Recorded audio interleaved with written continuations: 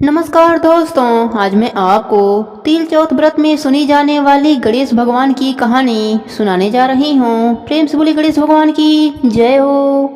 बहुत समय पहले की बात है। एक गांव में एक भाई बहन रहते थे। भाई बहुत गरीब था, पर उसकी बहन पैसे वाली थी। जब बहन के ननद का विवाह था, तब बहन ने न अपने भाई को विवाह में आने का निमंत्रण दिया, न ही कोई चिट्ठी भेजी। भाई को बाहर वाले से पता चला कि उसके बहन के ननद का विवाह है। भाई ने गांव वालों को बताया। तब गांव वालों ने अपने घर से चुनरी, पिचिया और साड़ी जैसा जिनसे बन पड़ा कन्या के लिए दिया। भाई सारा सामान लेकर बहन के गांव पहुंचा। बहन के घर जाने पर बहन की देवरानी बोली, भाभी जी आपके भाई आए हैं। बहन ने पूछा, कैसे आए हैं और क्या पहना है? देवरानी ने कहा, पैदल आए हैं, फटी पगड़ी और फटी धोती पहने हैं। बहन बोली, मेरे ससुर हवेली के सामने दुकान में बैठे हैं, मुझे शर्म आती है। भाई को बोलो पीछे के दरवाजे से आए। भाई के आते ही बहन ने भाई को एक कमरे में बंद कर बाहर से ताला लगा दिया।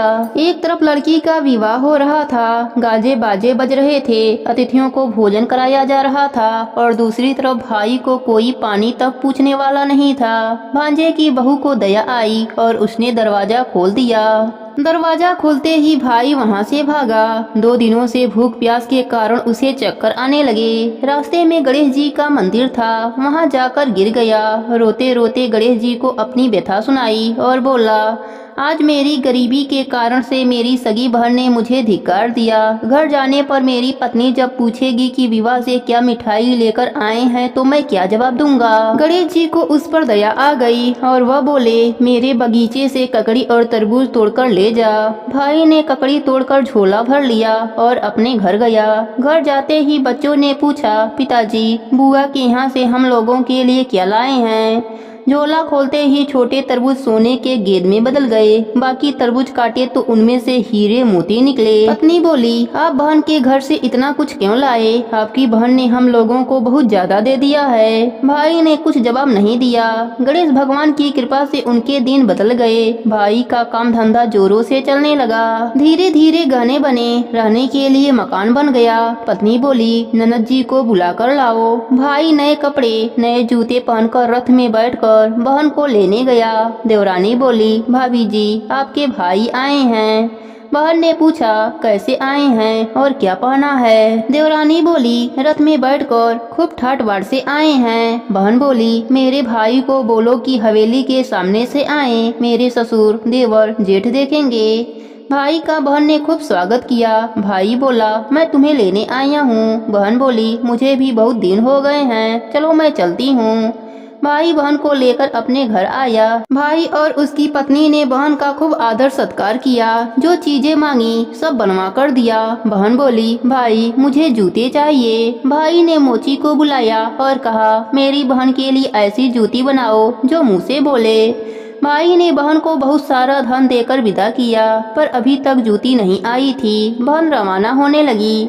तब मोची जूतियाँ लेकर आया। बहन के जूती पहनते ही जूतियाँ बोली, निर्धन भाई की पैसे वाली बहन, गणेश जी का बगीचा नहीं होता तो आज क्या करती बहन? तब भाई की पत्नी ने पूछा, यह कहाँ से आवाज आ रही है? भाई ने कहा, सुबह का समय है, कोई जीव जंतु बोल रहा होगा। भाई ने घोड़े गाड़ी को जल्दी जाने को कहा। बहन के जाते ही पत्नी जिद करके बैठ गई कि जूतियाँ क्या बोल रही थीं। पति ने अपनी पूरी आप बीती सुनाई कि कैसे बहन ने मुझे 2 दिन भूखा रखा, कमरे में बंद कर दिया। भांजे की बहू ने दरवाजा खोला, तब मैं बाहर आया और गणेश जी के शरण में जा पहुंचा। गणेश जी की कृपा से हमारे दिन बदले हैं। उसने अपने पत्नी को सारी बात बताई। तब पत्नी बोली, अगर मुझे पहले मालूम होता तो मैं आपके बहन को कुछ ना देती। मेरा दिया हुआ सब कुछ वापस लेकर आओ। तब पति बोला, सुहासिनी के आशीष से ही हमें गणेश भगवान ने सब दिया है। अगर वह मुझे भूखा प्यासा कमरे में बंद नहीं करती तो मैं गणेश भगवान के मंदिर में क्यों जाता? क्या मैं गणेश जी को अपना दुखड़ा सुनाता? तुम अपना मन मैला मत करो, अपने पर तो गणेश जी की कृपा है और किस चीज की कमी है। फिर दोनों गणेश भगवान के आगे झुककर प्रणाम किए और जयकारा लगाया। हे गणेश जी महाराज, जैसी कृपा आपने भाई पर करी वैसे ही अपने सभी भक्तों पर अपनी कृपा बनाए रखना, सबके व्रत को पूर्ण करना। प्रेम से बोले गणेश भगवान की जय हो, चौथ माता की जय हो।